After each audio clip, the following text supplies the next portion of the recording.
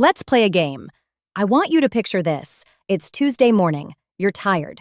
You stop at that coffee shop on the corner. You know the one. The line is out the door, but you're already late, so you're committed. You order a medium latte and a toasted pastry. It's $7.50. You don't flinch. You just tap your phone or your card. Bloop, and you walk away. Now, here's the uncomfortable truth. That tap, that tiny, frictionless gesture, that was the most expensive thing you did all week, and you didn't even pay a dime in interest. Look, we're conditioned to think banks make money by screwing us over with overdraft fees, right? Or massive interest rates on credit cards. That's the old school way. That's the bank robbing you with a gun. We all see that coming. But what if I told you the real heist isn't when you borrow money?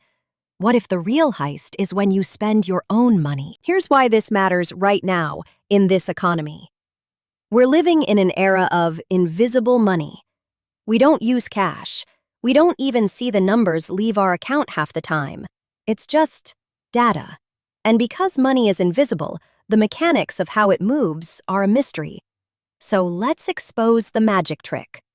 When you swipe that card, you think you're just moving money from your checking account to the coffee shop. Wrong. You are actually summoning a middleman. And that middleman is hungry. When you swipe, a complex series of handshakes happen in milliseconds. The merchant's bank asks your bank for the funds. But in between, there's a network, Visa, MasterCard, and for the privilege of facilitating that handshake, the network takes a cut. We call this the interchange fee. Now, you might be thinking, so what? My bank didn't charge me. No, the coffee shop pays that fee. But here is the hidden math. They aren't just paying a flat rate, they're paying a percentage. Usually it's around 1.5% to 3.5% of the transaction. So, for your $7.50 coffee, the bank pulls in about 22 cents. That's the cost of doing business, right? But here is where we go deeper than the math. That 22 cents is the visible part of the iceberg. The real issue is what that fee does to your life. Let's zoom in on the coffee shop owner. His profit margin is razor thin. He pays for the beans, the milk, the rent, the employees. He's hoping to make maybe 10% net profit on your coffee, but 3% is going straight to the bank just because you used a card. That means almost a third of his profit gone in a flash. And what does he do about that? He doesn't take it out on the bank. He can't. He passes the cost to you. Merchants aren't stupid. They know the swipe fee is eating them alive. So they raise the price of the latte. They raise the price of the pastry. So you aren't paying the fee directly, but you're paying the fee inflation.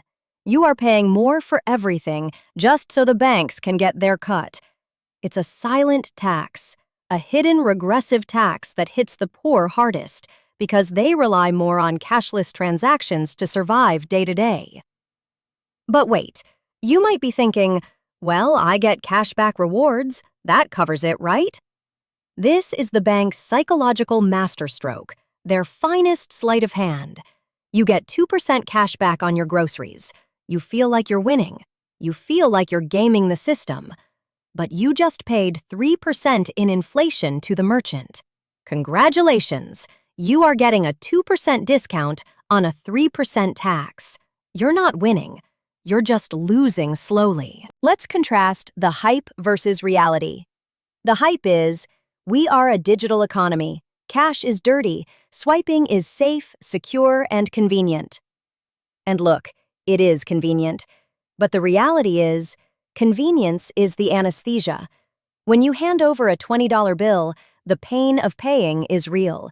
You feel the loss. You see the wallet get thinner. But when you swipe, you don't feel the pain. You feel the access. Banks have spent billions of dollars in behavioral science research to figure out how to remove the friction. You know why they want to remove friction? Because friction is your defense mechanism. Think of it like this. You're at a grocery store. You have a budget. You have the cash in your pocket. You hit the limit. You stop. But with a card, you just keep going. The bank is counting on your inattention. They are betting that you won't notice the gradual creep of prices. And the irony is, the banks are the ones making a profit from the very infrastructure that is making everything more expensive. So, let's do the math. Let's say you spend $50,000 a year on card transactions. The average weighted fee for the merchant is about 2.5%. That's $1,250 a year. Who pays that? You do, in higher prices. But you get maybe $500 in rewards, so you're still out $750 a year. That's your Netflix subscription. That's a dinner out. That's money you are leaving on the table just for the privilege of doing nothing. So, what do we do about it? You can't really fight the system head on. It's a trillion-dollar machine. But you can change the game. First, stop using debit cards. Seriously. Why? Because with a debit card, the money is gone immediately. You have no leverage. If the merchant charges you incorrectly, you're fighting to get your money back. If you must use plastic, use a credit card with high rewards and pay it off monthly. That at least flips the script slightly. The bank is borrowing you their money, and you get a kickback. But there is a better way. Ask the merchant a question. I'm serious. Next time you're at the corner store, ask them, "Do you offer a cash discount?"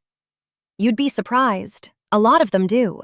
They might give you 3% off just for using cash. Why? Because they were going to pay that 3% to the bank anyway. Now they can pay it to you. You have just become the bank.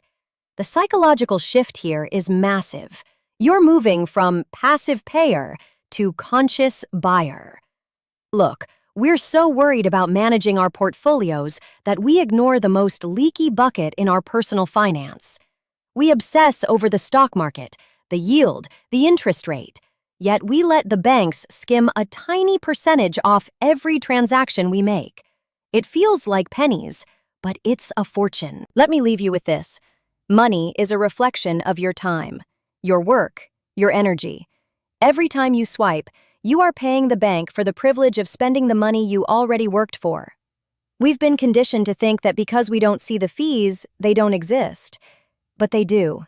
They are hiding in plain sight, disguised as cashback and convenience. The next time you tap your card, remember that little moment. You just paid an invisible toll for a road you built. The question isn't just, how much did that cost me? The question is, how much of my life are they skimming? And when you realize that the system is designed to make you feel rich, so you can spend like you're rich, while they get rich from your comfort, you'll never look at your wallet the same way again. See you in the next one.